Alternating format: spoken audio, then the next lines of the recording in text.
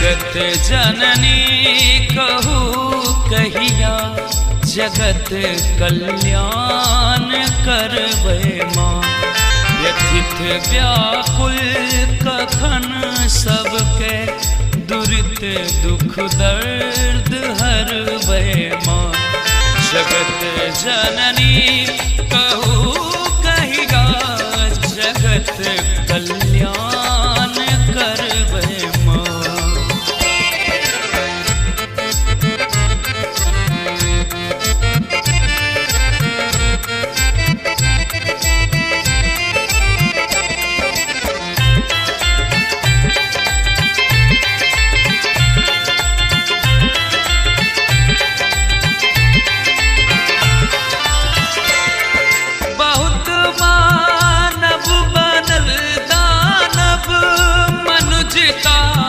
फेंक बैसल छी बहुत मानव बनल दानव मनुजता फेंक बैसल छी मनुजता फेंक बैसल छी। बेकल संतान दिन दिन पर कोना अभिलांब दरबै माँ। जगत जननी कहूँ कहिया जगत कल्याण करबै माँ।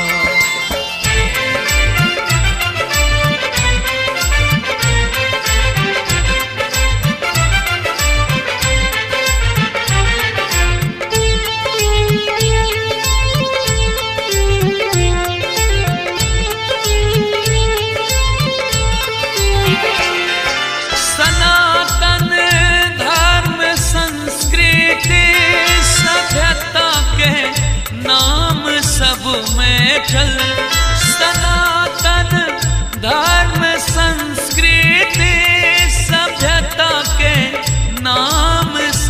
में चल। सभ्यता के नाम सब में चल।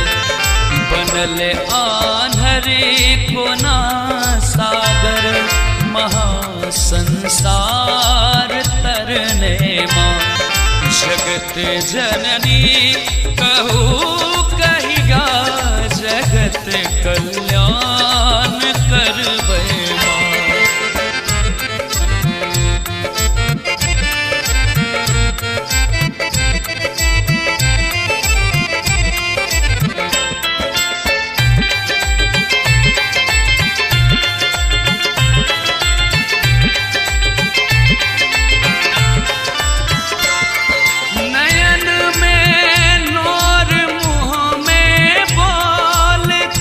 संबल ने हमरा अछि नयन में नोर मुँह में बोल किछ संबल ने हमरा अछि किछ संबल ने हमरा अछि।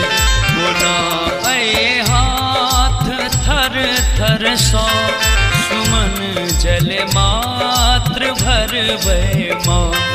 जगत जननी कहूँ कहिया जगत कल्याण करबै माँ।